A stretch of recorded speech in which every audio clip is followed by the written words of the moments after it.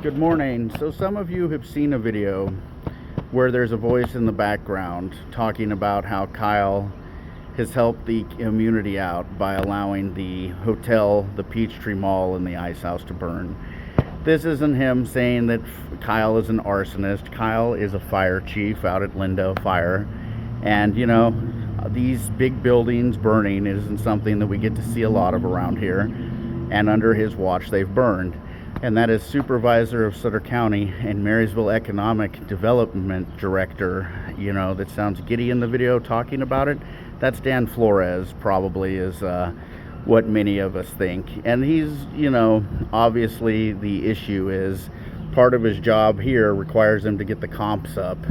And this definitely helps him out, you know, so he can keep his job over here as economic development director, because it's not like he's going to probably be reelected in Sutter County, only winning by 6 votes in the last election.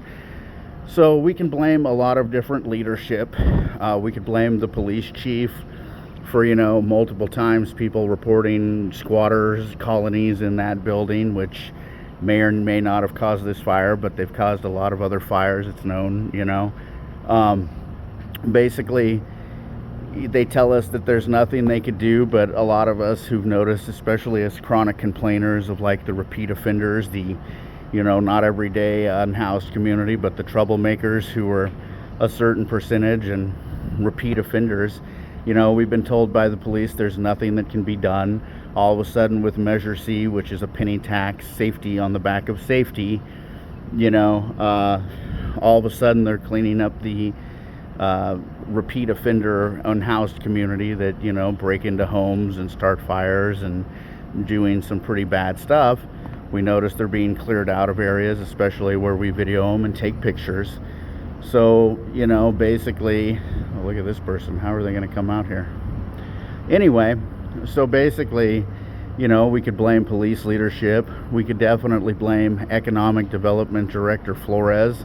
He's created an entire scandal talking shit about his fellow employee, a firefighter who puts in a more hard of a day on an easy day for him than Flores does probably on both sides of the river all year. So, you know, we could definitely blame him for bringing the scandal and probably losing the city of Marysville, the Measure C renew. I mean, at one time, this incident showed the delinquency of the cops and how it's not much better than it was before the penny tax got passed. And it also shows, thanks to Flores, reminding us all, quite a few buildings burning down since they've gotten the penny tax on the back of safety a few years ago. They're now asking us to renew Measure C, you know. So I definitely think the council, you know, not picking leaders better and putting people into play that are better for the community, they can easily be blamed here, you know, in many ways, especially now that Measure C is probably dead in the water. Who's going to renew it? I mean, the only way that the people might get confidence is if the chief of police was fired. They put a sheriff in there that, you know, didn't lose an election but retired while winning all the elections before that. Somebody who understands what the people want from being voted in by the people in the past, you know. Obviously, they would have good standing with their former communities, whether they would pull, I don't know, somebody like Steve Durfer here or, you know, a neighboring county sheriff who was good, you know, fire Dan Flores, the two most successful people, I think, on the council. I know one of them would be the mayor as far as business goes. Get him and one other that's, you know, successful or had success, and the city manager, like on an ad hoc committee kind of situation, overseeing economic development. I mean, this is going to make their job easier, just like it was Dan, and we don't have to pay him the couple $100,000 a year for a delinquent job and scandals like this that he's created probably.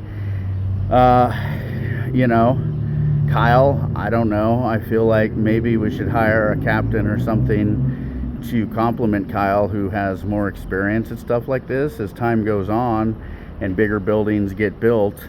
Obviously, being able to save them and having somebody with that experience would be important. I mean, you could maybe even get somebody to complement him, a brigade.